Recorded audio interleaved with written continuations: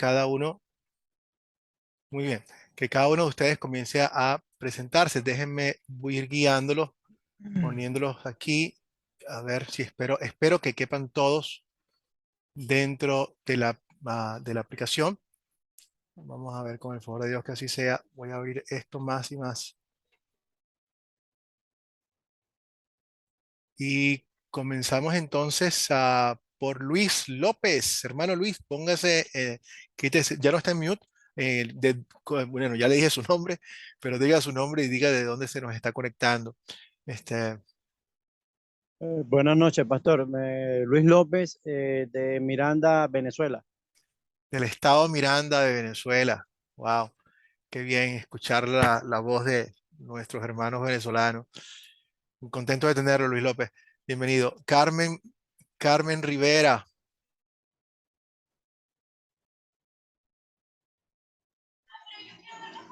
Buenas noches, mi nombre es Carmen Rivera, soy de Perú. Bienvenida, Carmen. Contento de tenerla con nosotros. Carola. Buenas noches a todos. Soy venezolana, pero estoy viviendo aquí en Bogotá desde hace algún tiempo.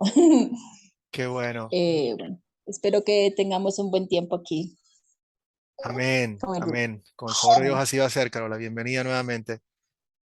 Am, Claudia. Hola, buenas noches. Yo estoy también conectada desde Bogotá, Colombia. Bienvenida, Claudia. Contento de tenerte Vale, con nosotros nuevamente. mil gracias. A ver, espero que no se me pase nadie. Daniel. Dígame, pastor, diga. ¿De dónde nos estás conectando? Ya estás llamando, Daniel, ¿de dónde te conectas?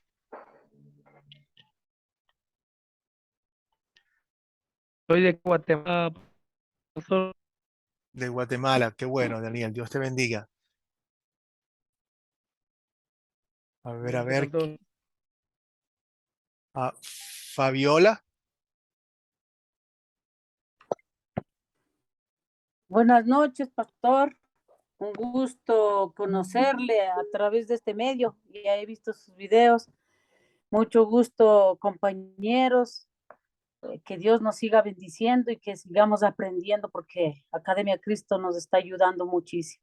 Amén. Soy Para de, todos. soy de Quito, Ecuador. Qué bien, bienvenida. Está en la mitad del mundo, en el ombligo del mundo. Contento Sí, de tenerla con nosotros, Fabiola, y es una bendición poder servir al pueblo de Dios. Ah, gracias. ya Felipe sí lo dije, ¿verdad? Sí, sí, ya Felipe, ya hablaste, ¿de dónde te estás conectando? No, hola, ¿cómo están? Buenas noches, mis hermanos. Yo soy Hermano Felipe, de Medellín, Colombia. Qué bendición estar compartiendo con ustedes.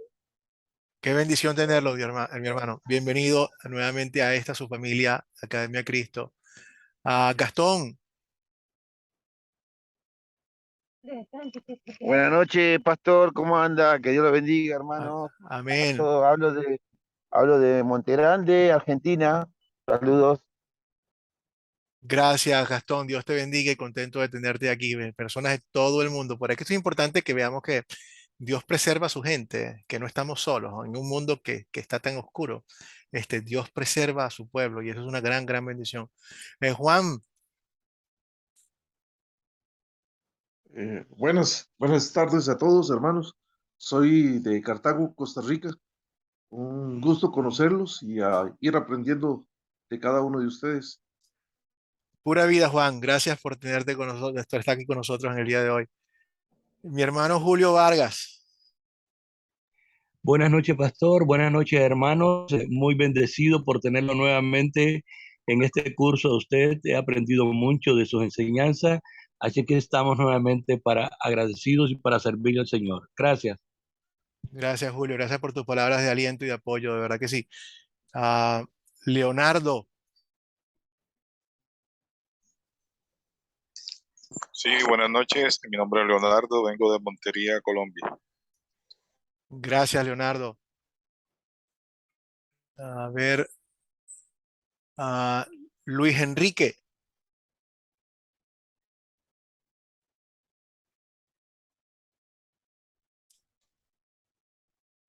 Luis, si tiene forma de simplemente de saludar y decir de dónde te comunicas, sería una bendición. Si no, pasamos a Jason.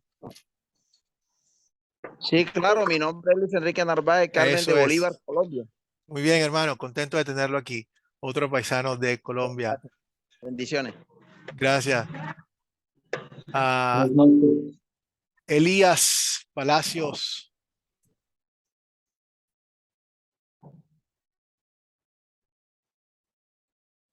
Y preparado, creo que con Leonardo cerramos, ¿verdad? Sí. Elías y Leonardo. Leonardo.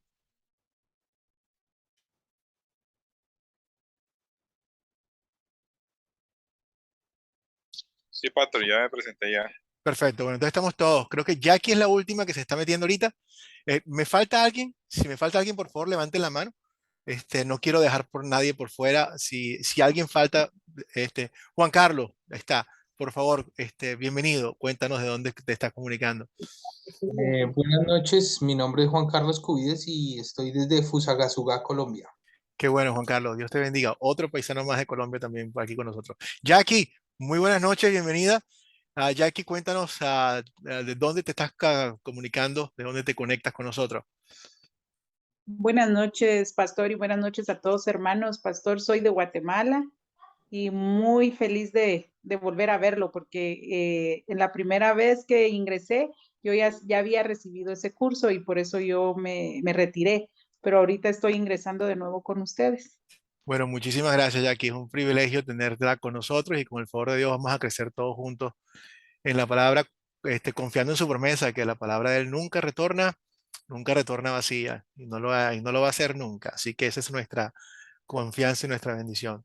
Creo que estamos todos, creo que no me falta nadie. Ah, vamos entonces a hablar un poco sobre nuestro curso en el día de hoy. Déjenme ir avanzando. Un momentico aquí. Ok. Ya nos saludamos, ya nos dimos la bienvenida a cada uno de nosotros, por lo cual estamos muy contentos de tenerlos a todos.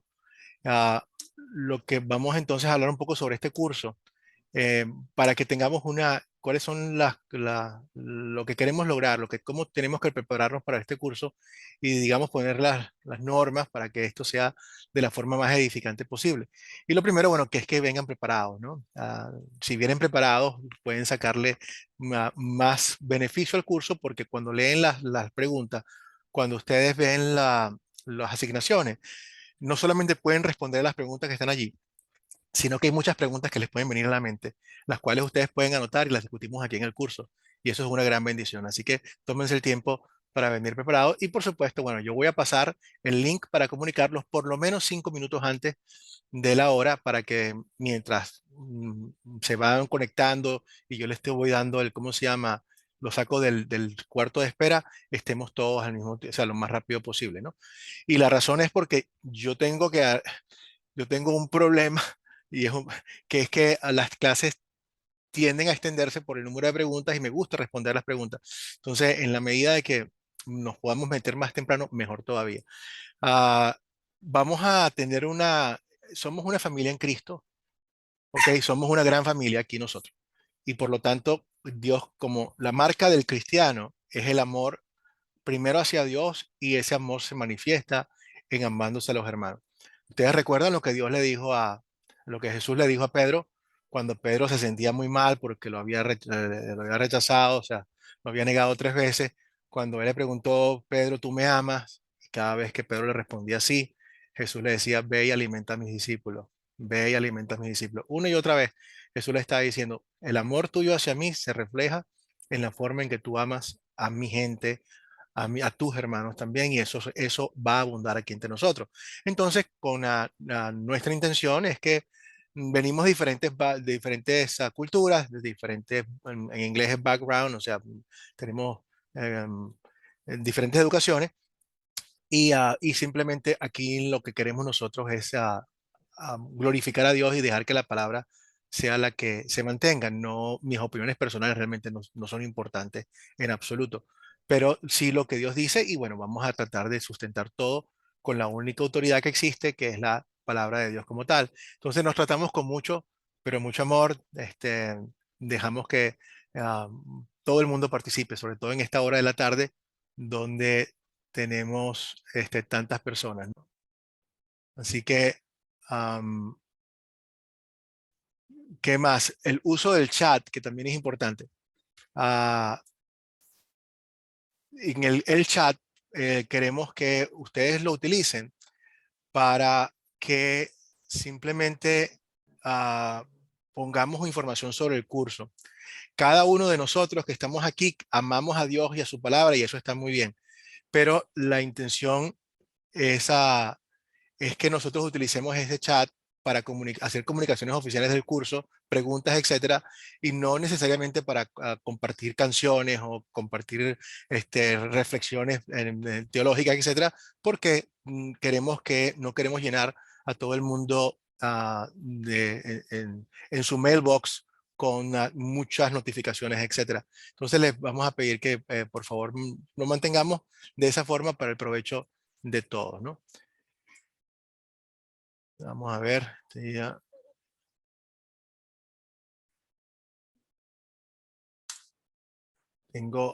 vamos con por 20 el número de personas que se han inscrito. Tendremos tiempo de conocer a todos los demás. ¿Dónde está este curso dentro del currículum? Como ustedes se han dado cuenta, Academia Cristo no es una simple aplicación en la cual ustedes ven un par de videos y se acabó. Esto es una institución educativa. O sea, nosotros tenemos un plan educativo en el cual ustedes van a llegar tan lejos como ustedes quieran llegar y como ustedes puedan llegar. O sea, Dios tiene un plan y nuestro deseo de todas las personas que estamos en la Academia Cristo, somos pastores que tenemos en general máster en divinidad, que hemos estudiado en el college, en fin, para poder tener nuestra apreciación sobre la palabra lo mejor posible, los idiomas bíblicos, etcétera, porque nuestra intención nuevamente para nosotros, para cada uno de nosotros, es conocer las Escrituras, porque de eso depende nuestra salvación personal y mucho más, que Dios espera muchísimo más de nosotros que de otra persona. Ustedes son sumamente importantes para Dios y Dios quiere que nosotros guiemos a su pueblo por el camino correcto. Cualquier cosa que sea fuera de eso es un atento contra la gente de Dios y Dios no tolera esas cosas. Entonces, por lo tanto, esto es bien serio. Gracias, sí.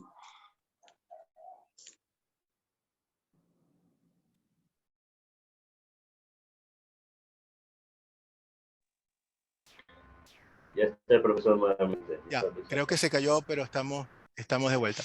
Bueno, entonces, nosotros tenemos, este curso es parte de un currículum, el currículum académico, y forma parte se los voy a enseñar. ¿Qué están viendo ustedes? Ustedes están, yo creo que se cayó esto. Ya. No, muy bien, aquí.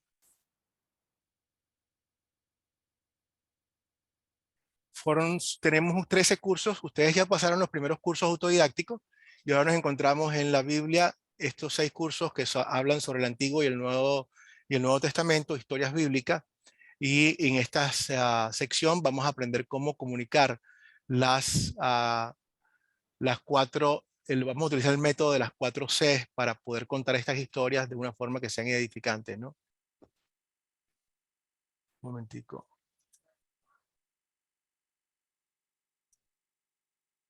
Seguimos teniendo personas que están entrando.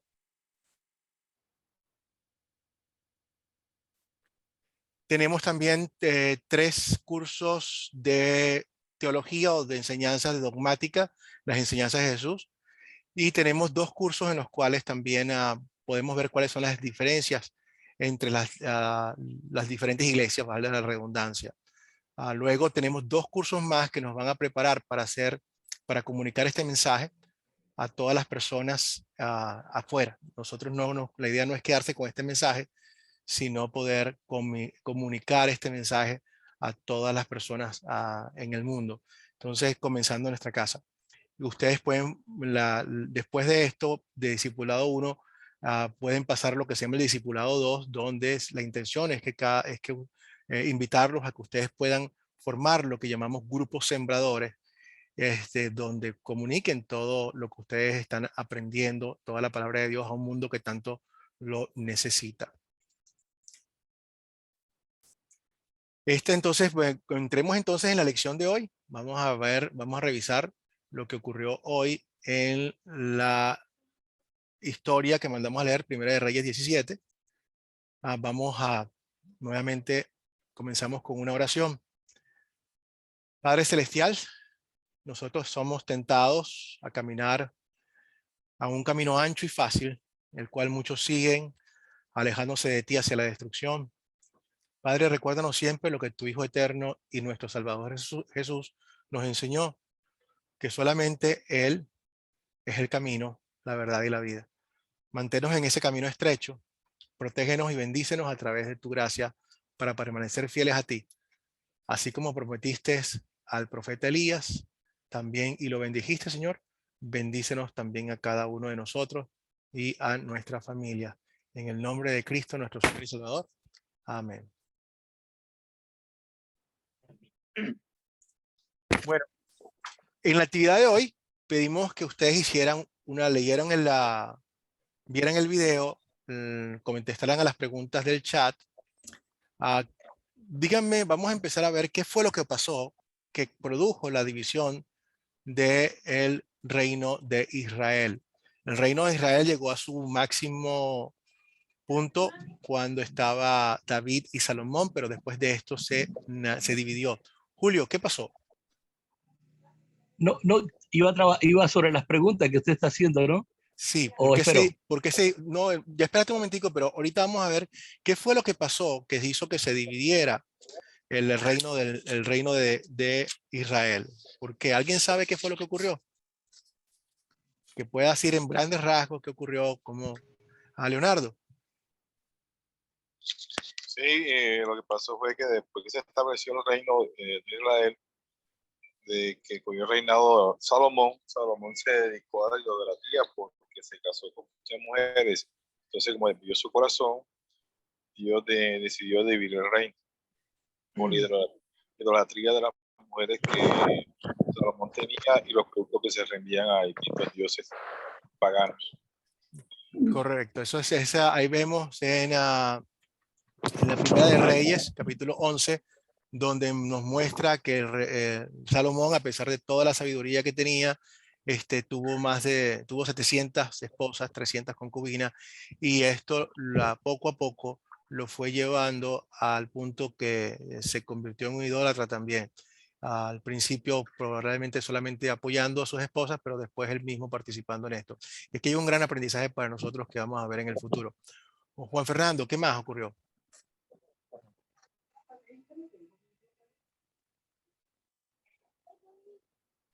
¿Qué más podemos decir que ocurrió? Leonardo.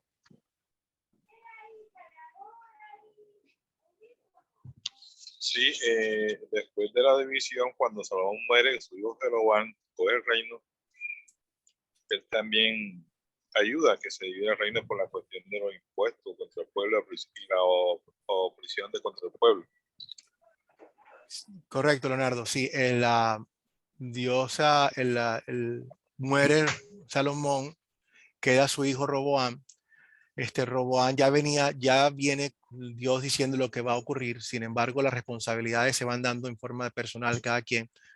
A Roboam no le hace caso al consejo que dieron los ancianos, sino le hace caso a las personas que eran de su edad, a sus amigos, y lamentablemente en vez de escuchar el clamor del pueblo de Israel, de las tribus del norte que estaban pidiendo, lo que fueron después las tribus del norte, que se aliviaran los impuestos, lo que hizo fue ponerse cada vez más duro y se rebeló con estas tribus. Al mismo tiempo, Dios le había dado a Jeroboam el poder, ya había decretado que él se iba a hacer cargo de estas tribus, y así fue como ocurrió. Él se toma entonces estas 10 tribus y el reino se divide en dos. Se divide en lo que nosotros llamamos el reino del norte y el reino del sur. El reino del sur era conformado por Judá y por Simeón y un pedazo de la tribu de Benjamín. El resto de las tribus se fueron hacia el reino del norte. Las tribus del sur siguieron siendo leales a la descendencia de Salomón. En la tribu del norte fueron teniendo reyes tras reyes, y realmente la mayoría, casi todos los reyes que tuvo las tribus del norte fueron reyes idólatras y paganos, y eso realmente vamos a ver cómo afecta aquí al pueblo de Israel, los reyes del reino del norte como tal. Entonces, veamos cuando aquí tenemos una ilustración de lo que pudo haber sido el momento cuando ya el pueblo de Israel, a través de las prácticas que introdujo, que dejó que el rey Salomón, empezó a dejar que sus concubinas y sus esposas tuviesen sus propios altares, construyó altares a Astera y al dios Moloch, que eran dioses de las naciones paganas del lado. Muchos de ellos inclusive practicaban la inmoralidad sexual, parte de los ritos que tenían estos sacerdotes y estos servicios de adoración, incluían prostitutas en el templo. Esto, por supuesto, era bastante popular, pero al mismo tiempo era una flagrante agresión contra nuestro Dios. Vamos a pedirle entonces a todos que pongan en mute todos sus micrófonos y así seguir, para que no nos moleste, ¿no? Entonces aquí tenemos una foto de cómo se dividió el reino. Judá, el reino de la parte inferior, y el reino del norte. Aquí el papá de Acab fue el que estableció Samaria como si fuese la capital del reino del norte. Y hoy la historia de hoy tiene que ver con Acab y Jezabel. Acab es el séptimo rey del reino del norte, y Acab llevó las cosas a otro nivel. O sea, a pesar de que los reyes del norte habían practicado la idolatría, Acab fue muchísimo más allá. No solamente permitió que los centros de adoración estuviesen allí, sino que él y Jezabel estaban persiguiendo a los profetas de Dios y los estaban acabando. Eso fue nuevamente estaban despojando a Israel de cualquier reminiscente o de cualquier recuerdo de su pasado que tenía que ver con el verdadero Dios. Quizás dentro de sus mentes no lo estaban viendo de esa forma y dijeron, bueno, tenemos a este Dios, pero podemos ir adoptando uno que otro Dios y eso a lo mejor no afecta en absoluto.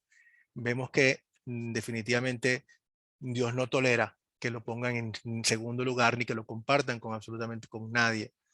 Entonces esto hizo que la idolatría se multiplicara muchísimo más en todo el reino del norte, pero Dios mantuvo un remanente, mantuvo gente e envía a sus profetas a confrontar y a llamar al arrepentimiento. Es aquí donde tenemos nosotros la historia de Elías. Y en esta historia, bueno, vamos a entrar a practicar los que se llaman las 4C, el proceso de las 4C con el cual nosotros vamos a tratar de sacar los elementos para poder contar la historia a otras personas y entender qué es lo que está ocurriendo de la mejor forma posible. Vamos a considerar los diferentes elementos. ¿Quiénes son los personajes de esta historia? Luis. Y luego, prevenido Julio. Luis, ¿quiénes son los personajes de esta historia?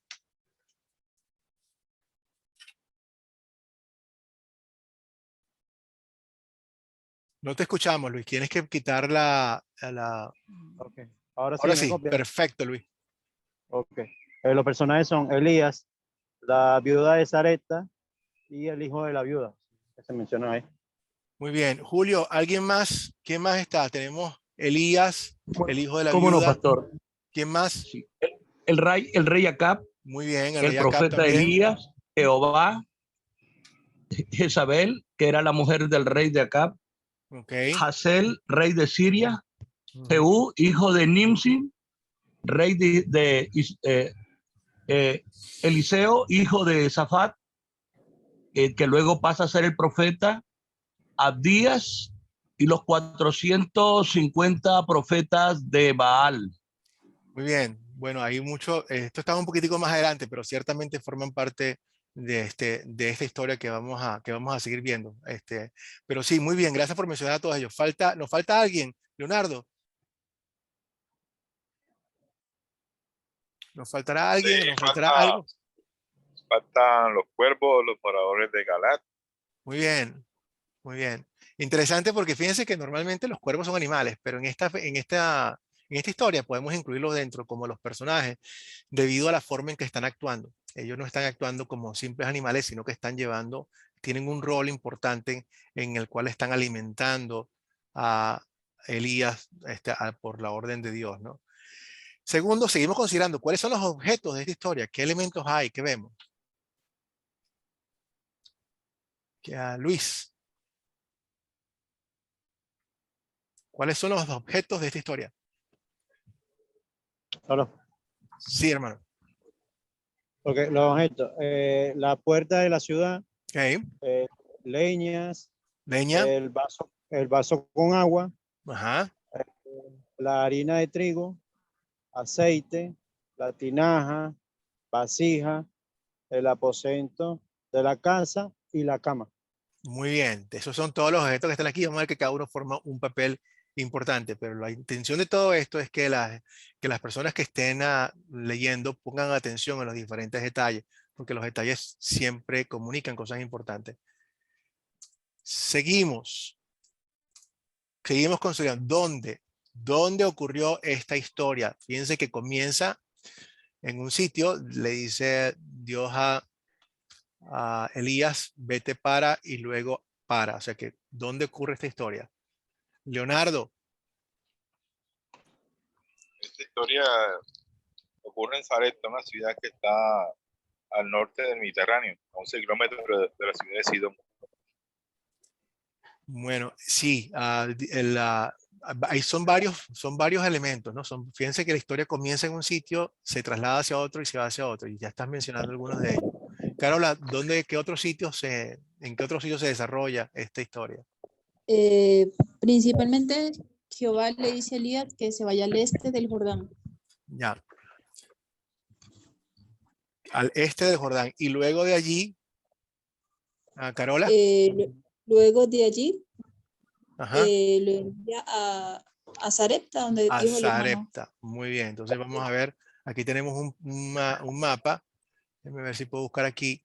La primera parte que está aquí, probablemente, bueno, no dice con exactitud, el profeta Elías pudo que haya estado, es posible que haya estado en Samaria, cerca de Samaria, y luego cuando le dijo que se trasladara, se fue aquí, en donde está, a ver aquí, donde, en esta área de aquí, que es el Jordán, en algún lugar por esta vía, y luego cuando se seca el río, lo manda para la parte norte, por aquí, que es Sarepta, y este sitio es lo que hoy conocemos como el Líbano. Recuerden que cuando Dios está hablando de estas cosas, no nos está hablando de una fábula, Dios nos está hablando a nosotros sobre historia, cosas que ocurrieron, sitios exactos, fechas. Por eso, nuevamente, estos son hechos totalmente confiables, lo que Dios nos está dando a conocer aquí. Vamos con la siguiente pregunta. Entonces, tenemos varios sitios donde esto se desarrolla. ¿Cuándo ocurrió esta historia? Y ahí también podemos dar varias respuestas. ¿Quién me ayuda? Julio. Gracias, pastor. Bueno, yo ubico la historia en el reinado de Acab, que ocurrió entre 874 y 853 antes de Cristo. Excelente. Muy bien, Ana. Estamos hablando, Julio, de ese tiempo. 870 aproximadamente entre el 870 y el 850 antes de Jesucristo. También podríamos dar referencia que fue nuevamente durante el reinado de Acab, quien estuvo en el 38 años, luego del reinado de Asa. Dios nos da todos estos detalles para mostrarnos que esto es historia. Y no simplemente historia, sino que Él nos está mostrando cómo Él es el Dios de la historia. Cuando nosotros vemos las historias del Antiguo Testamento, estamos viendo cómo Dios actúa en la historia para llevar su plan de salvación. En otras palabras, todo el Antiguo Testamento es historia de la salvación. Cómo Dios desde el principio, desde la caída en el pecado, Él viene llevando a cabo su plan para salvarnos y cómo Él es el dueño de la historia y actúa en ella. ¿Cuáles son los problemas que nosotros vemos aquí? A ver, ¿qué problemas hay en esta historia? Hay bastantes, pero busquemos el problema, el gran problema, los pequeños problemas. ¿Cuál es el problema que ustedes ven? Carola. Y luego Ricardo. Bueno, el principal y el más grande, no había agua. No hay agua, muy bien. Se había secado el arroyo y no, por eso Dios mandó a Elías a Sarepta. Muy bien, entonces cuando estuve en Sarepta. Sí. ¿Qué pasó en Sarepta? Pero profesor, siga. Iba a contar la historia. Sí, ¿qué pasó? ¿Pero qué pasó? ¿Cuál es el otro problema en Sarepta? No había comida. No había comida. Entonces no hay agua, no hay comida. Ok. ¿Algún otro problema que vemos, Leonardo? Sí, pastor, también habla de la idolatría o de la falta de fe en Dios también, porque la Biblia no creía en Dios todavía. Amén. Creo que estamos hablando, Leonardo, creo que ya estamos hablando del gran problema, porque el problema de la idolatría, que es poner a Dios en segundo o tercero o cuarto lugar, algo que Dios nunca tolera. Dios es paciente, pero Dios no tolera que nosotros lo pongamos en segundo lugar. Causa los otros problemas que vienen después, que son la falta de lluvia, la hambruna, son los problemas menores. Entonces estamos viendo la idolatría como primer problema principal, la hambruna, la falta de lluvia, pero hay un problema más también que se presentó en Sarepta, o en Sarepta. ¿Cuál es?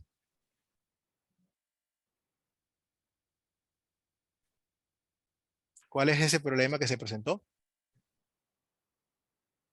Fabiola. También se presentó que el hijo de la viuda murió. Muy bien.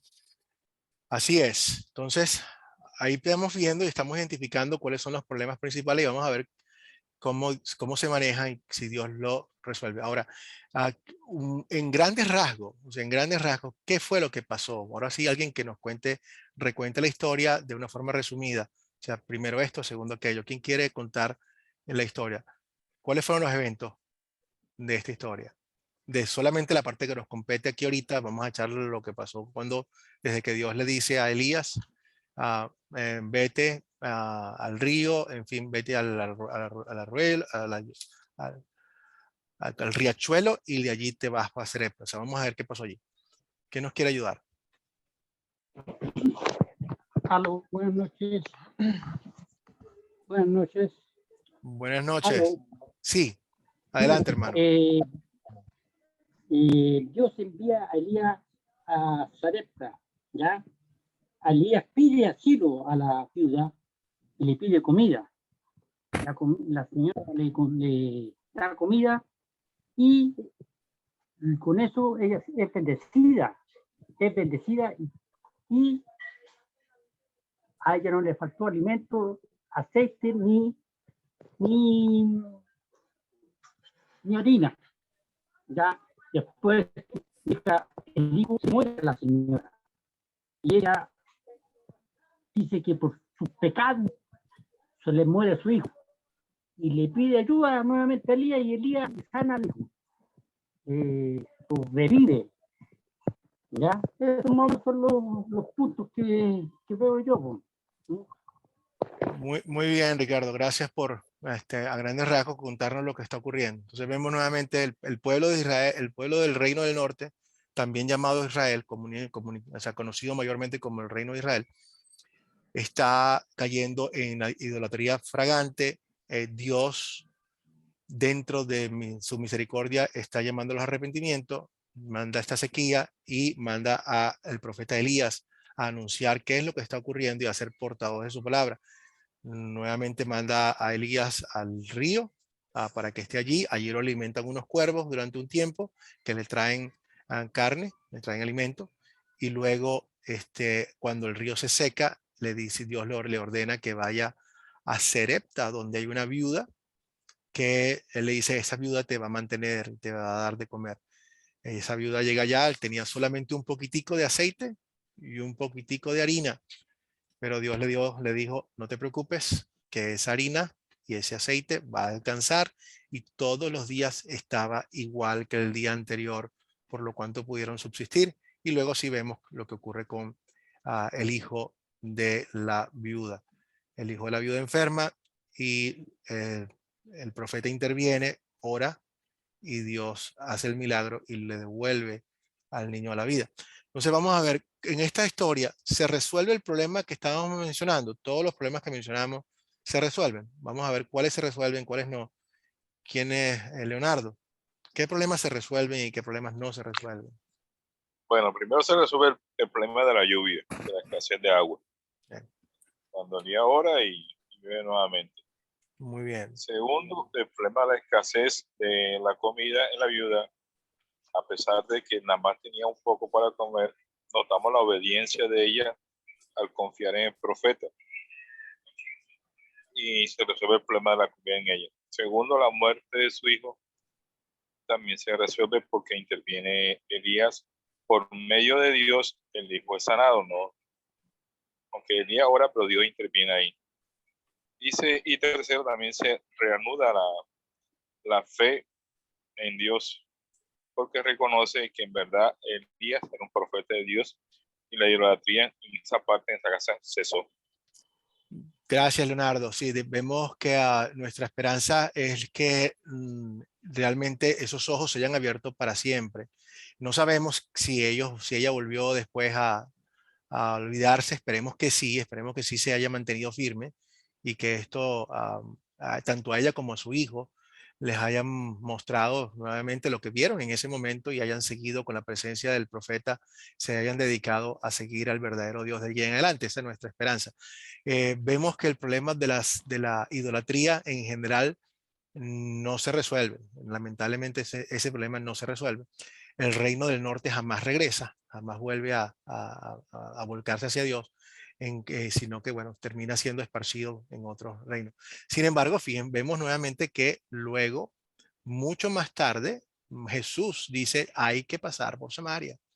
Y Jesús va a hacer un viaje a Samaria más adelante y va a proclamar el evangelio. Ustedes conocen la historia de cuando Jesús habla a la mujer en el pozo y cómo todo el mundo en el pueblo escuchó su palabra. Así que bueno, quizás no se resuelve aquí, pero la palabra sigue trabajando y más adelante sí vemos que hay esperanzas de cambio.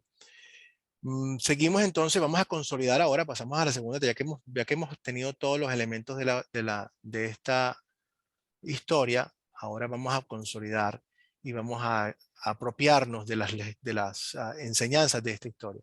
¿De qué se trata esta historia? Si ustedes tuvieran que definir, bueno, en un momento o en grandes rasgos, esta historia se trata de, ¿qué sería lo que dirían? ¿De qué se trata la historia?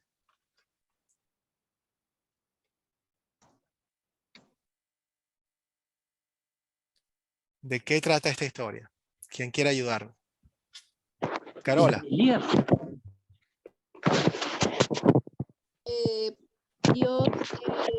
escucha el clamor de Elías. Dios escucha el clamor de Elías. Muy bien. O sea, la historia refleja cómo Dios nos escucha. Muy bien. ¿Qué más podemos decir de qué trata? Daniel.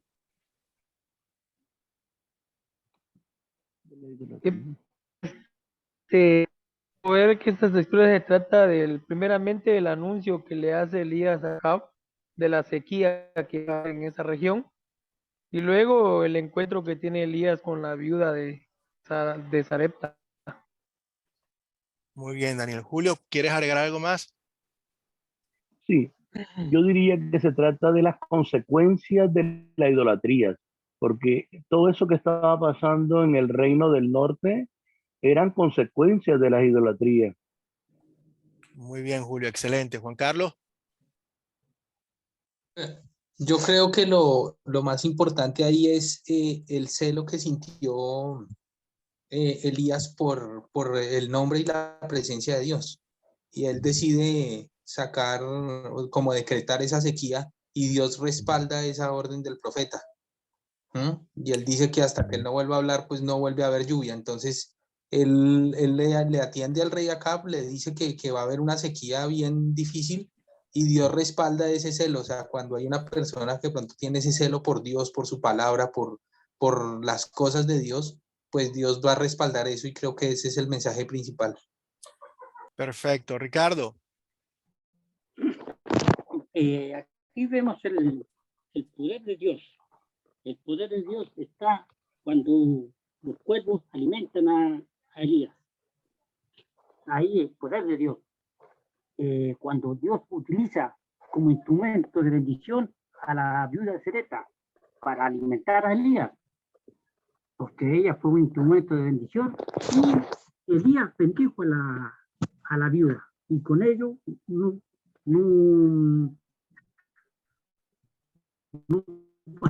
pasaron necesidad de alimento. Gracias, Ricardo. Fabiola. Ahí la necesidad era, si comía este poquito de harina, después se moría. Así es, se fue resolviendo. Y ahí nuevamente el poder de Dios para poder alimentar a esa familia y al profeta. Dios protegió y alimentó al profeta en un momento total de mucha escasez. Resucitó al hijo, ¿verdad? Lo resucitó también para mostrar su poder. Fabiola. Bueno, yo veo aquí las consecuencias que pasa cuando hay desobediencia. Por ejemplo, aquí hubo la idolatría, tantas cosas que hubo. Entonces, consecuencia de eso, Elías predice la sequía. Entonces, posteriormente hay hambre. Pero sin embargo, Dios en su misericordia a Elías le manda precisamente, pudo haber muchas viudas, pero le manda a la viuda de Sarepta. Excelente, entonces, sí. para que le sustente, le dé de comer. Posterior a esto, él estaba allí y el Señor hace el milagro del aceite.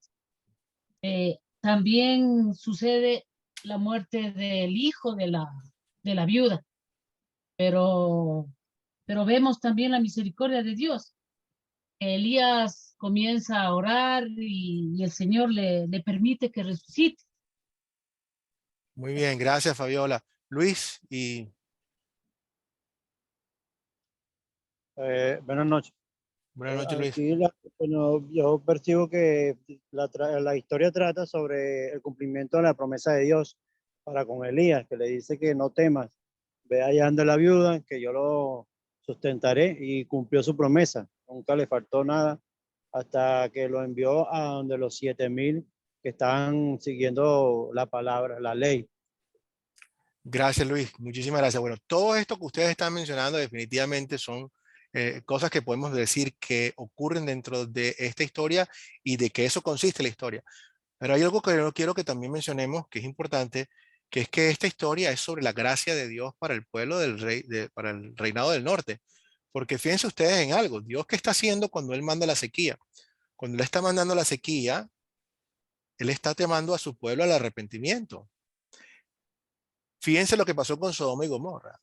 Dios pudo haber simplemente dicho, ¿sabes qué? Ya me harté de ustedes, estoy cansado de ustedes, y pudo haber mandado simplemente la destrucción de todo el reino, y no lo hace. Y no lo hace porque Dios tiene, a pesar de la desobediencia, a pesar de la infidelidad de su pueblo, Dios sigue siendo fiel y tiene un corazón que es como el de nadie. Dios tiene un corazón paciente, un corazón que le duele, un corazón que no se deleita en la destrucción del impío. Y ese es nuestro Dios que está, como nos muestra más adelante, como el buen padre, escaneando el horizonte, esperando que su hijo se devuelva. confrontando a sus hijos con el pecado para llamarlos al arrepentimiento. Dios hace todo, todo lo que puede hacer para que nosotros nos volvamos a Él. Cuando el pueblo ya no se vuelve a Él, cuando nosotros lo seguimos rechazando ultranza, ya no hay más nada que hacer. Pero Dios hace todo y pone todo su empeño en llamar a su pueblo. Y realmente vemos que en este caso lo hizo. Nos muestra las consecuencias, las bendiciones que hay cuando nosotros ponemos la confianza en Él y las consecuencias terribles de que hay cuando nosotros nos alejamos de Él y ponemos cualquier cosa por encima de nuestro Señor. Así que esto es una historia muy importante sobre la gracia de Dios y de su amor por el pueblo, aún de lo fiel que es Dios cuando nosotros no lo somos. Ahora, esta historia, sería fácil hablar del pecado de Acab, del pecado de Salomón, muy bien. Pero ustedes saben que cuando Dios nos muestra a nosotros estas historias, realmente nos está mostrando un espejo para que ustedes y yo podamos confesar nuestros propios pecados. ¿Qué pecado nos enseña a confesar esta historia? Fabiola.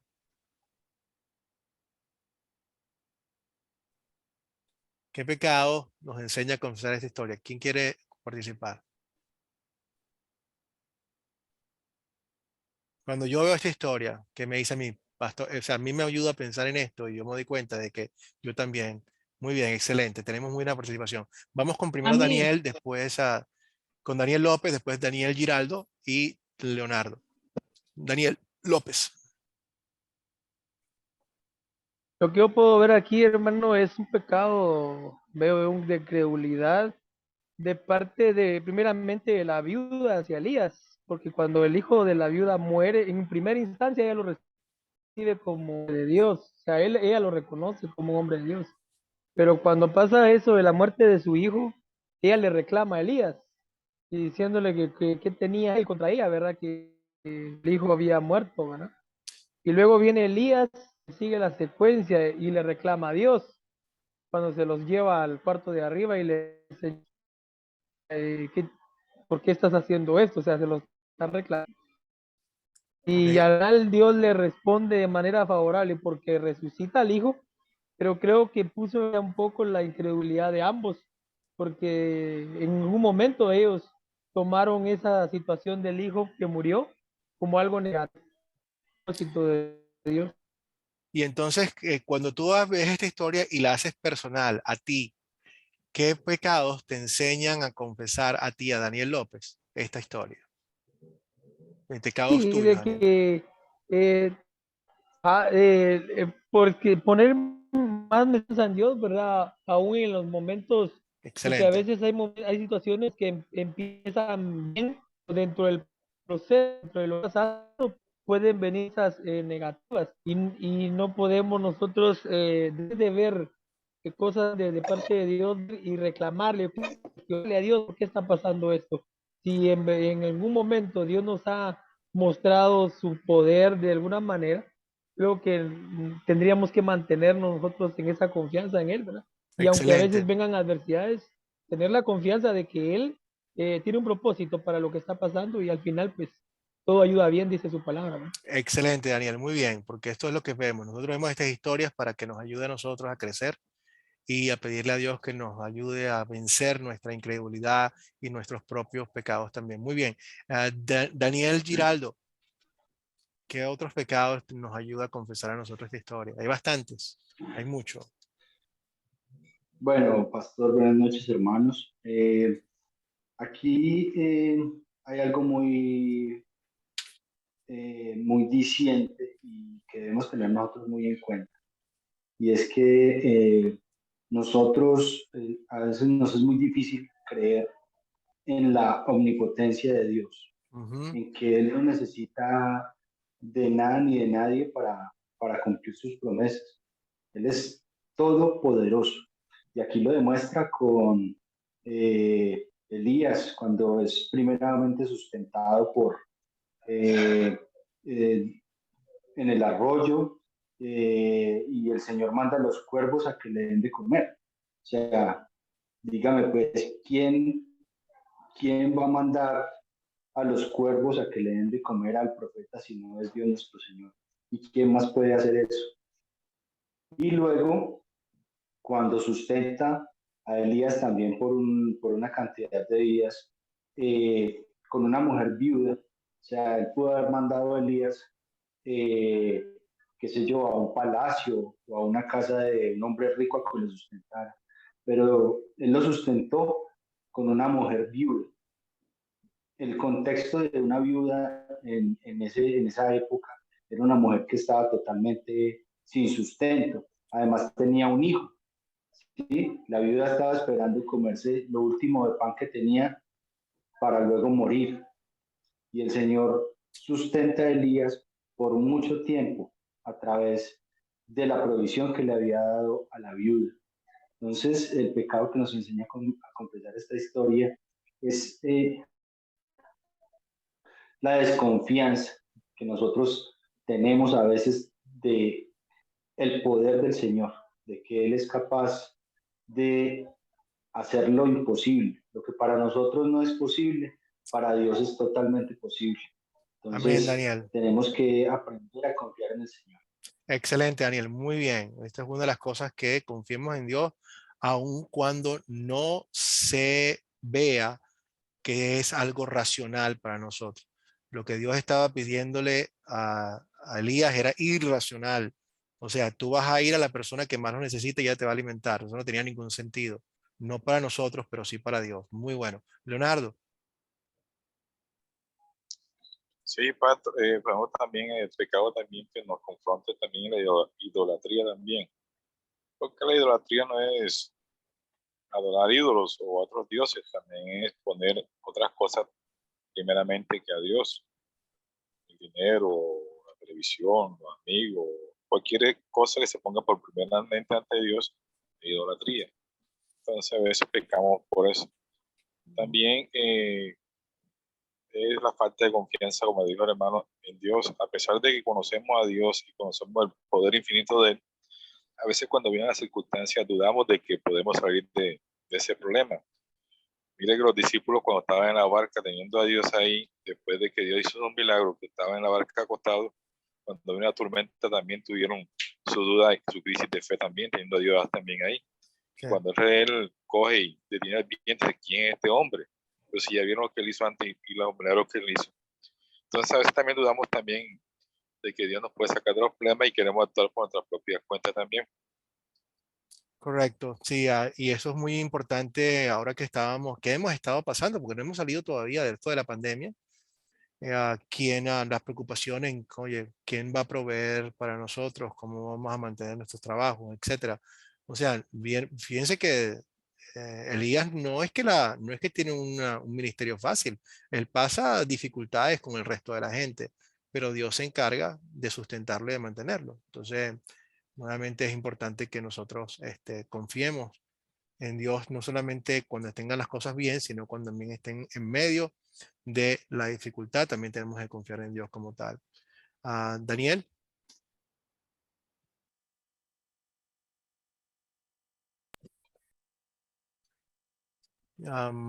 Pues se me ha quedado la mano levantada, pastor. Ok, pero sí, Daniel, básicamente, perfecto. Ricardo. La viuda de Sarepta dice, has venido a recordarme mis pecados y hacer que mi hijo se muera. Hay un poco de soberbia. No te escucho, Ricardo, tienes que hablar más cerca del micrófono. A ver, ahora sí. Has venido a recordarme mis pecados y hacer que mi hijo se muera.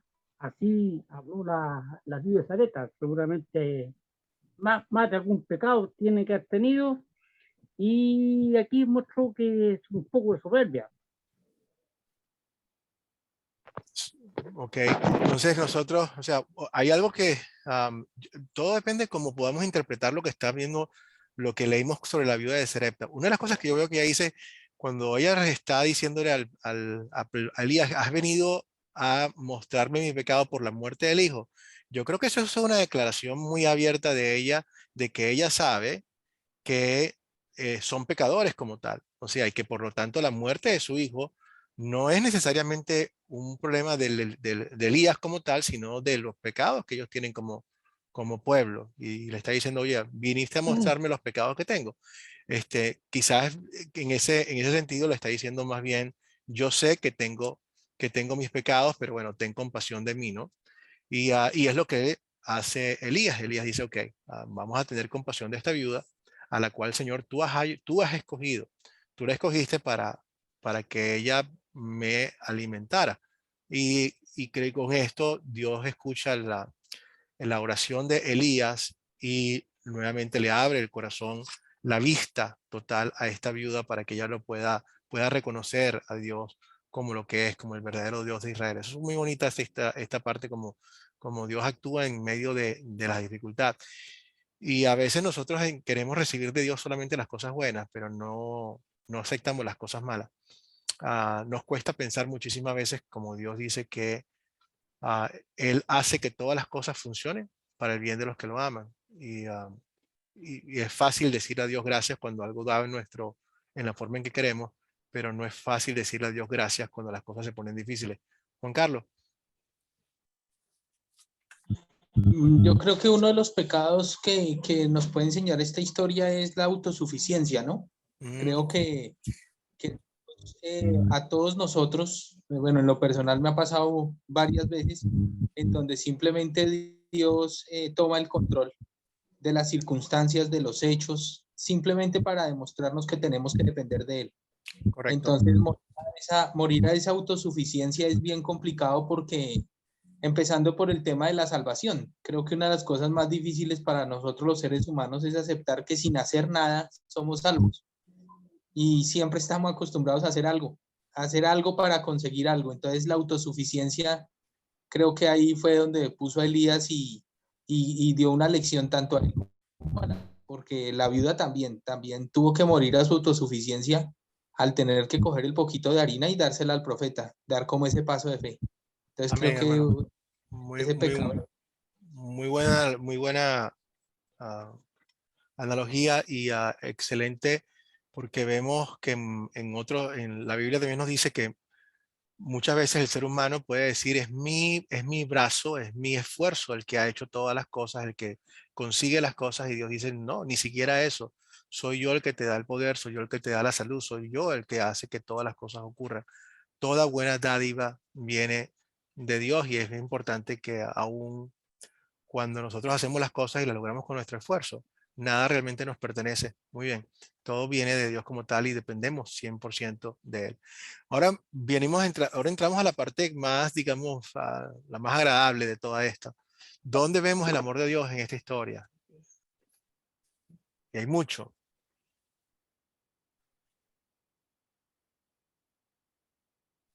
Daniel. Sí, pastor, yo lo puedo ver, según lo que pude observar, el amor de Dios se puede ver en tres circunstancias. Primero, en la protección que le da a Elías cuando hubo sequía, ¿verdad? Que lo llevó a ese arroyo, ¿verdad? De Kerit, para que él pudiera tener el agua que necesitaba y la comida, ¿verdad?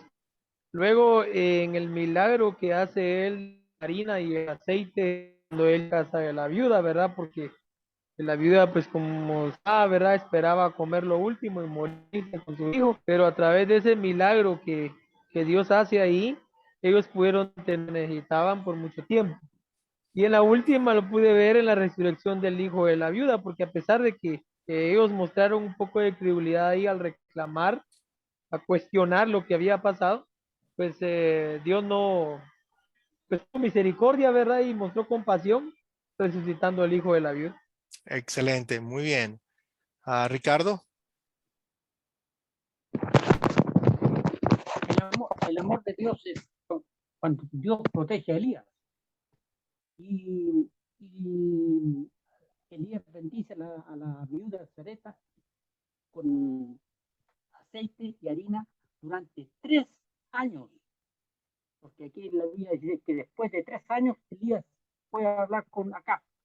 Durante 3 años Dios bendijo a la viuda. Ahí hay un amor. Y también cuando resucita al hijo y le da la posibilidad de que la viuda vuelva a creer en Dios, porque al principio tenía su duda ella. Gracias, Ricardo. Leonardo. Sí, pastor, también hay que ver, a ver los ángulos de la historia. El amor de Dios también se ve a los que todavía no son hijos de él o los idólatras, porque vea que a pesar de que el pueblo no está con Dios o no se vuelve a Dios, él manda la lluvia para todo el pueblo de Israel, para todas las tribus que estaban divididas.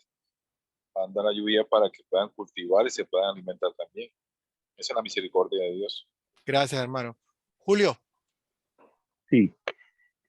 Creo que toda la persecución que estaba sufriendo Elías y que lo mandó el Señor ahí a donde esta viuda, y todo el sufrimiento que pasó Elías porque tenía temor también de que lo matara Acab y su mujer.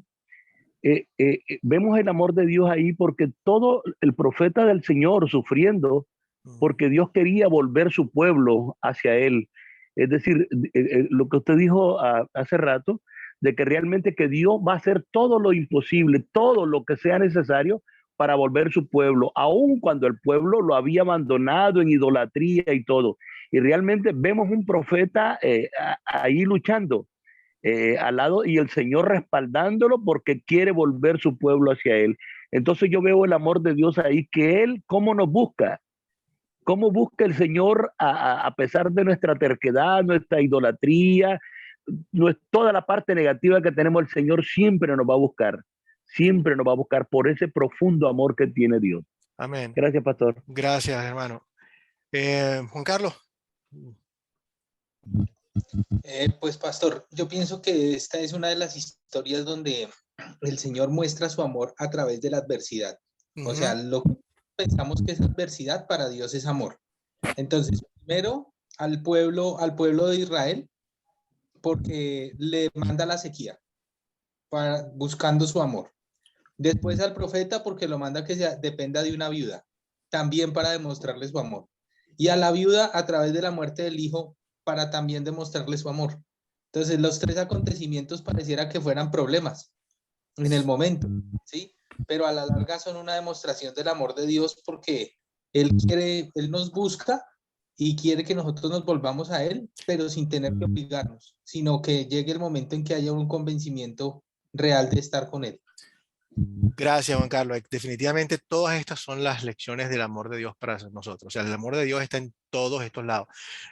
Y una de las cosas en las cuales a veces nos cuesta a nosotros reconocer el amor de Dios es cuando Él nos dice a nosotros que Dios solamente corrige al que Él ama.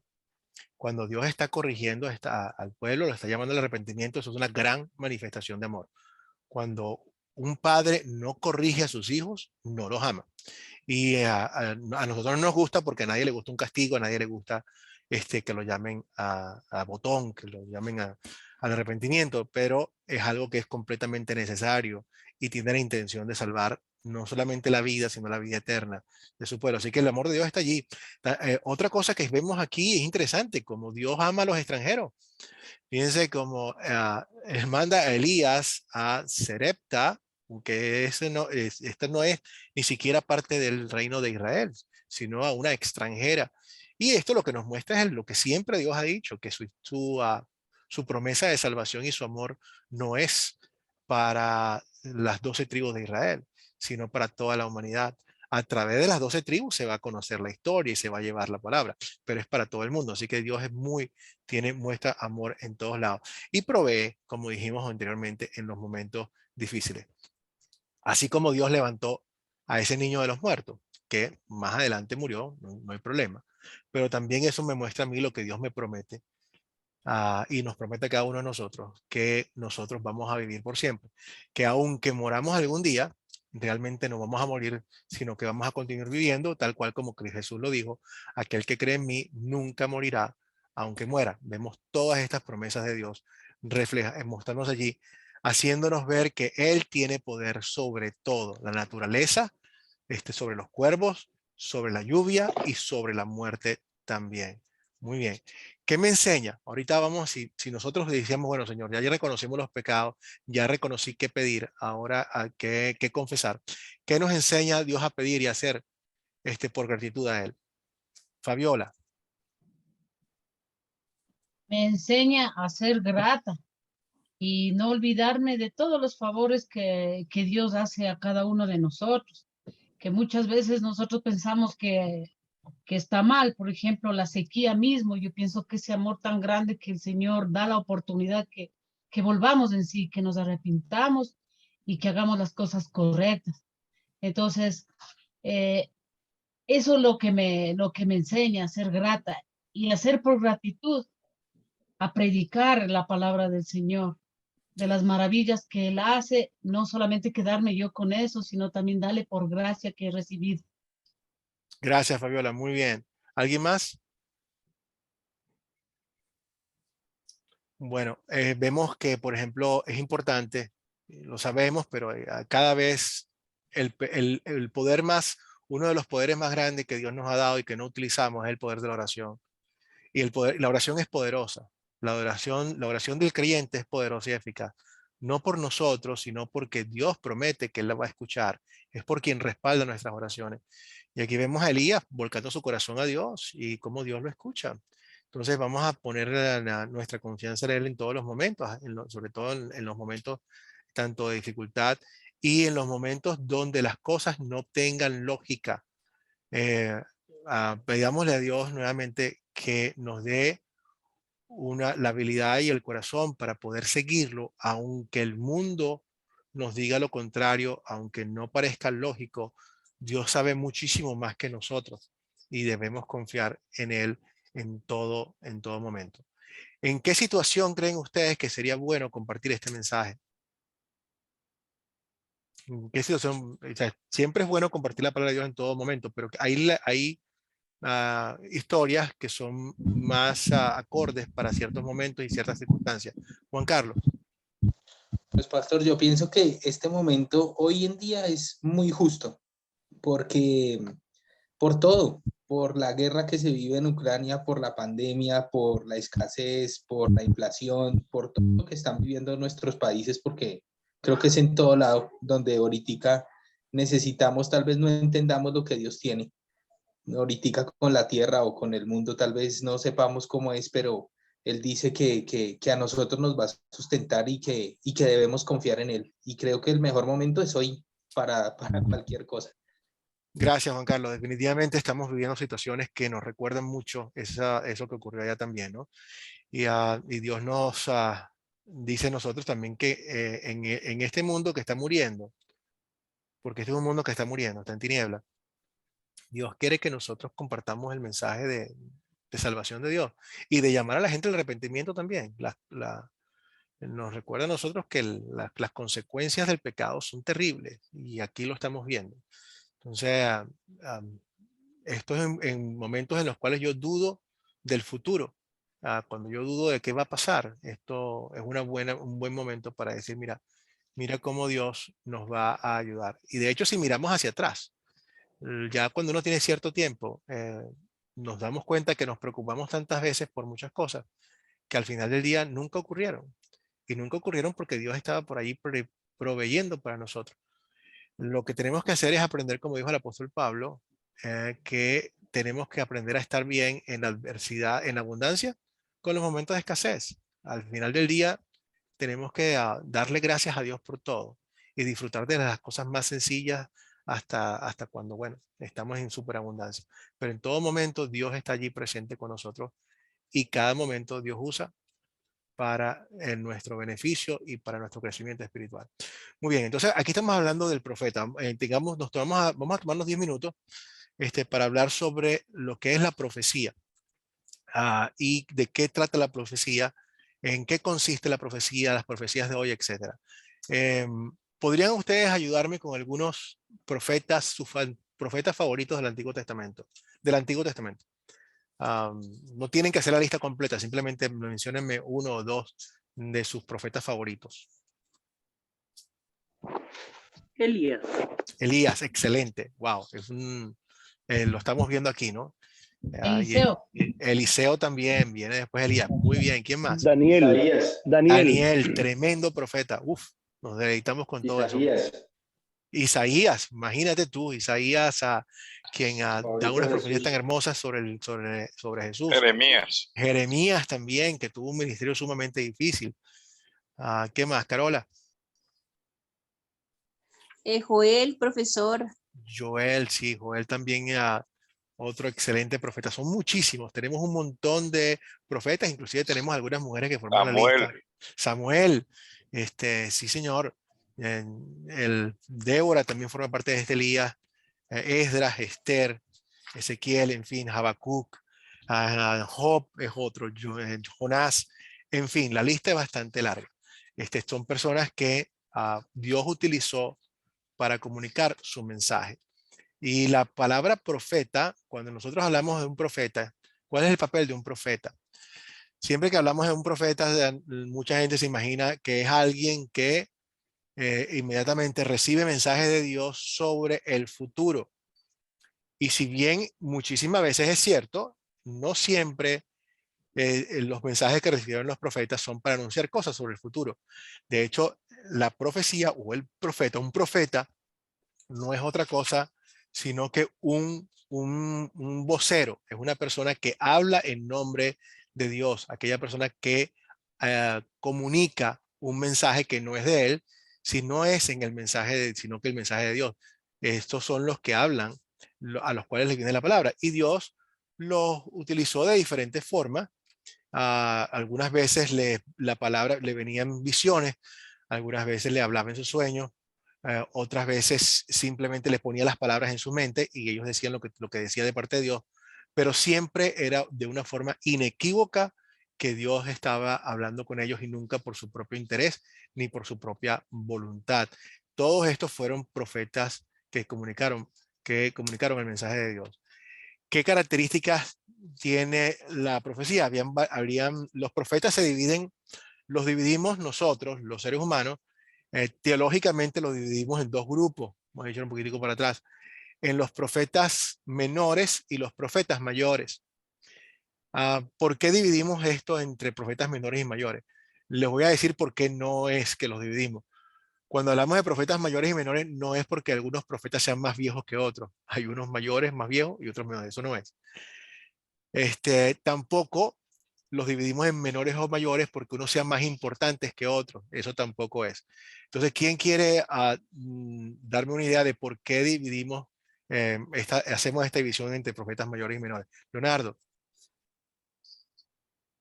Por la cantidad de volumen en el libro de cada profeta. Excelente, sí. Nunca se dividen profetas mayores y profetas menores. Excelente, gracias Leonardo. Nunca hablamos de que un profeta mayor tiene un mayor mensaje que el otro, más importante, porque la palabra de Dios es importante. No hay nada que digamos. Pero siempre cuando eso es digamos, una connotación que se le da en términos teológicos para decir el tamaño de los escritos, digamos, que tiene cada uno de ellos. En estas profecías muchísimas veces sí tenían profecías que anunciaban el porvenir. Algunas profecías son de doble cumplimiento, algunas son de un solo cumplimiento. Profecías de un solo cumplimiento son aquellas donde el profeta dice esto va a ocurrir, ocurre una sola vez y punto. Un ejemplo muy bueno de esto es en Isaías 7:14, donde dice el Señor les dará a ustedes una señal, la Virgen concebirá a luz, dará un hijo y su nombre será Emmanuel. Esta es una profecía que tenía un solo cumplimiento y vemos que se llevó a cabo. Se llevó a cabo cuando viene Jesús al mundo de la Virgen María. Se cumplió y ya está. Hay profecías que tienen doble cumplimiento. Me viene a la mente Jeremías 31:5, donde él dice, se oye un grito en Ramá, lamentos y amargo llanto. Es Raquel, que llora por sus hijos y no quiere ser consolada. Sus hijos ya no existen. Y esto se iba a ocurrir más adelante cuando Nabucodonosor destruyó a Jerusalén y masacró totalmente hasta una multitud de personas y se llevaron a muchísimas personas en cautiverio. Ahí se cumplió esa profecía. Pero en el Nuevo Testamento, nuevamente, vemos en Mateo 2, 16 y 18, cómo se dice que allí, que esa misma profecía también aplica cuando el rey Herodes manda a matar a los niños en Belén. Y entonces Raquel llora amargamente porque los niños habían sido asesinados. Entonces, ahí vemos un ejemplo de una profecía que tiene doble cumplimiento. Pero es importante saber que cuando tienen estos cumplimientos, la misma Biblia, el mismo Nuevo Testamento, que la Biblia se interpreta a sí misma, nos dice cuándo es el cumplimiento de una profecía. Cuando Cristo estaba siendo crucificado, él dijo, tengo sed, y nuevamente esto es para que se cumpliera esto. Cuando él muere sin que le rompen un hueso, esto es para que se cumpliera. O sea, todas esas profecías nuevamente nos indican en el Nuevo Testamento cuándo se cumplieron exactamente. La promesa también de Pentecostés dice, esto fue lo que profetizó Daniel cuando el pueblo iba a profetizar todo sobre la palabra del Señor. Entonces, el Nuevo Testamento nos confirma mucho, nos confirma dónde se cumplen estas profecías. En el Nuevo Testamento hay un cambio. Cuando ya viene Jesucristo, hay un cambio. Quiero que alguien me ayude a leer lo que está allí.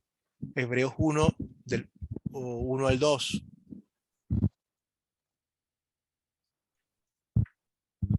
Carola, por favor. Dios, que muchas veces y de distintas maneras habló en otros tiempos a nuestros padres por medio de los profetas, en estos días finales nos ha hablado por medio del Hijo, a quien constituyó heredero de todo y mediante el cual hizo el universo. Muy bien, entonces, ¿cuándo habló Dios por los profetas? Fue en otros tiempos. Dice, en otros tiempos, aquí está, Dios nos habló por medio de los profetas, pero ahora ya no, nos está hablando a través de su Hijo y lo que hicieron los profetas, que hay profetas en el Nuevo Testamento, ¿cierto? Pero estos profetas en el Nuevo Testamento lo único que hicieron fue reflejar la palabra de Dios y lo que le había dado el Espíritu Santo a ellos. O sea, después de esto hay un cambio. Y vemos aquí, vamos a pasar aquí adelante a este versículo para que nos muestre nosotros realmente por qué nosotros podemos estar tranquilos con la información que tenemos en la Biblia. ¿A quién me ayuda con esto? Este es a Timoteo. Toda la escritura es un voluntario.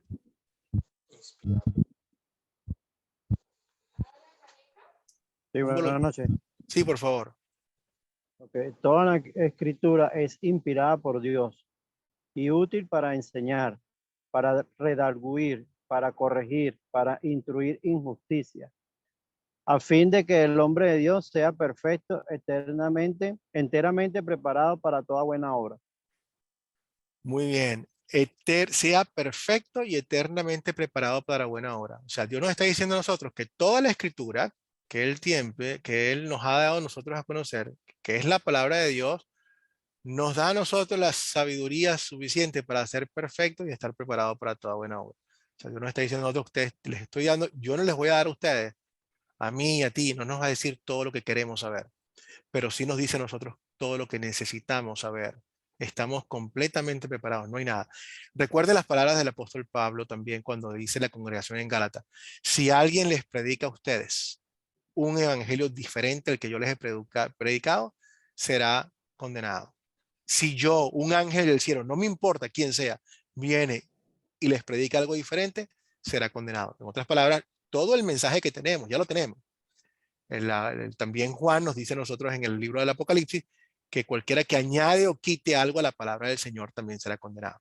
Por lo tanto, no hay nada que Dios no nos haya dicho hasta este momento. O sea, yo cuando requiero saber algo sobre Dios, me voy a donde Él se encuentra. Y donde Él se encuentra es en la palabra. Es la única y la total autoridad sobre la palabra de Dios. Yo no puedo confiar en mis sueños. ¿Por qué no puedo confiar en mis sueños? Obvio, yo tengo una naturaleza pecaminosa en la cual muchísimas veces yo me acuesto a dormir con preocupaciones y eso, yo tengo sueños buenos y malos. Tengo sueños que no voy a contar a nadie porque me dan vergüenza. Entonces, en mi cabeza pueden estar pasando muchas cosas. El diablo puede poner en pensamientos en mi cabeza. El diablo me puede mostrar cosas que se ven increíblemente bien, pero al final del día, si contradicen a la palabra de Dios, nada de esto es válido. Dios nos dice a nosotros: escudriñen las escrituras, mantengámonos firmes en la palabra porque la profecía nos la ha dado. Ahora, ustedes y yo somos profetas, pero no somos profetas porque vamos a decir cosas que no son. Somos profetas porque vamos a hablar en el nombre de Cristo, con la autoridad de Cristo. Y en ese sentido, cuando hablamos, ya no hablamos de nuestra propia opinión, sino hablamos de lo que Dios dice en su palabra y con toda la autoridad de Dios para él. No sé, ¿cómo se reconocen los falsos profetas? Bueno, es fácil. Muchos de ellos niegan la deidad de Cristo. Veremos, hay muchas iglesias y muchos grupos religiosos que aunque Cristo es una buena persona, es un buen profeta, es un buen ejemplo, pero Cristo no es Dios. Cristo no es la tercera persona, la segunda persona de la Trinidad. No es nuestro Salvador. Realmente ese no es el Cristo de la Biblia. Nuestro Cristo es muchísimo más que un buen profeta. Nuestro Cristo es muchísimo más que un buen ejemplo. Él es nuestro Dios y Él es nuestro Señor y Salvador. Por supuesto, cuando alguien dice algo que contradice la Biblia, nada más pongan en Google todas las personas, cuáles son las profecías que indican cuándo es que se va a acabar el mundo. Miren, yo lo imprimí una vez y me gasté casi una resma de papel solamente para mostrárselo a mis estudiantes de cómo el ser humano es tan absurdo que cuando la Biblia misma nos dice a nosotros que nadie sabe cuándo es el último día, aún hay personas que a pesar de esto se adentran en tratar de decir esto va a pasar justamente este y este día, y evidentemente nunca ocurrió porque así nos lo dice la Biblia. Cuando contradice la Biblia, cuando algo contradice la Biblia, entonces eso es un falso profeta. Cualquier persona que nos diga a nosotros que la salvación no es por la gracia de Dios, entonces está hablando en contra de lo que Dios dice. Y hay muchos falsos profetas en la iglesia cuando nos dicen a nosotros que nuestra salvación no depende de los méritos de Cristo, sino que depende de nuestro esfuerzo. O es gracia o es obra, no pueden ser las dos. Niegan la resurrección de Cristo, algunos dicen que no, que eso no va a pasar. Nuevamente, otros piensan que cuando Jesús habla de que todo Jerusalén se va a arrepentir, está hablando de literalmente Jerusalén, cuando sabemos que la Biblia nos dice a nosotros que ustedes y yo somos la nueva Jerusalén, el pueblo de Dios, los descendientes de Abraham, que estamos hechos como descendientes gracias a nuestra fe en Jesucristo. Cualquier persona que diga algo que finalmente no se cumple. La mayoría de los profetas que han salido por allí y han dado predicciones, después tienen que salir a decir por qué no se cumplió la profecía. O mejor dicho, sí se cumplió, pero nadie se dio cuenta. Evidentemente son profetas falsos. Nosotros nos vamos a limitar a utilizar la palabra de Dios de la forma en que nos la ha dado, y es citándola y no sacándola fuera de contexto. Cuando hablamos, por ejemplo, en 1 Corintios 14, que es otra de las cosas que hablamos de los profetas de hoy, si existen profetas o no, qué pasó en la iglesia cristiana temprana cuando vino el Pentecostés y las personas estaban hablando en lenguas en esa época temprana. Dios nos muestra varias cosas.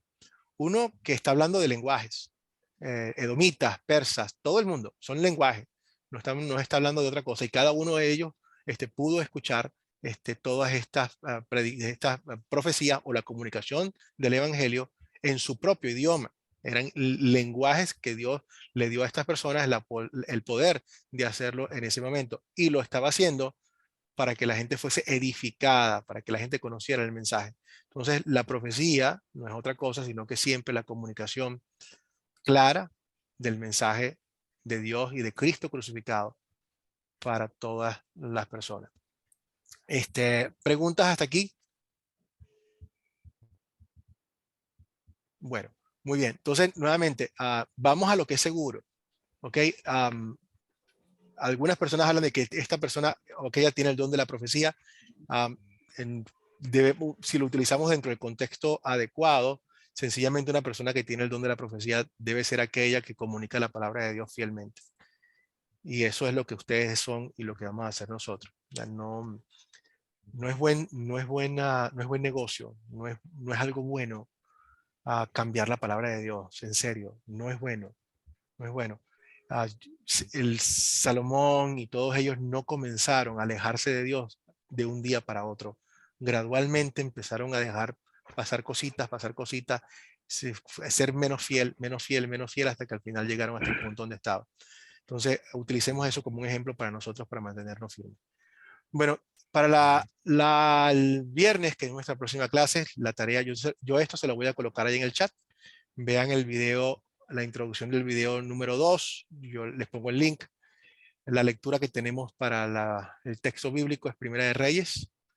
Y por favor también respondan a las preguntas de la hoja del estudiante. Y con esto vamos a venir listos para la semana, para esta semana, para el día viernes. El viernes es un excelente día, porque como nos alegramos de que terminamos mucho la semana de trabajo, nada mejor que cerrar la semana de trabajo con la palabra de Dios. Esto realmente es mucho más refrescante que cualquier otra cosa. Entonces vamos a cerrar con una oración. Padre Celestial, te damos gracias nuevamente, Señor, por tu paciencia, Padre. Qué paciente eres, Señor, a pesar de nuestras infidelidades. Te pedimos, Padre, que nos deje un corazón que confíe siempre en ti. Ayúdanos, Señor, ayúdanos a confiar en ti en todo momento, como lo hizo Elías, que a pesar de que lo que tú les podías estar pidiendo no pareciera ser razonable o lógico, él confió en que tu sabiduría es más grande que la de él. Gracias, Señor, por mostrarnos todas estas cosas. Te pedimos que nos mantengas firmes, Señor, en la palabra y que nos ayudes a ser celoso con nuestra fe. A ser celoso porque vemos las consecuencias tan grandes que traen en el no ponerte a ti en primer lugar. Bendícenos a cada uno de nosotros, a nuestra familia, Señor, protégenos. Protege a nuestros hijos, a nuestros familiares. Tiende tu manto de protección sobre cada uno de nosotros. Envía a tus ángeles, Padre, para que nos protejan. Y sobre todo, lo más importante, protégenos espiritualmente. Esta y todas las cosas te las pedimos siempre en el nombre de tu Hijo Jesucristo. Amén. Bueno, tal cual, hablando de profetas, reciban todos ustedes con corazones creyentes la bendición del Señor, la bendición del profeta Aarón. El Señor te bendiga y te guarde. Haga el Señor resplandecer su rostro sobre ti y tenga de ti misericordia. Vuelve el Señor su rostro a ti y te conceda su paz. Dios los bendiga, mis hermanos. Se les quiere mucho con el amor de Cristo. Los veo el viernes. Bendiciendo. Amén. Los veo el viernes entonces. Bendiciones, pastor.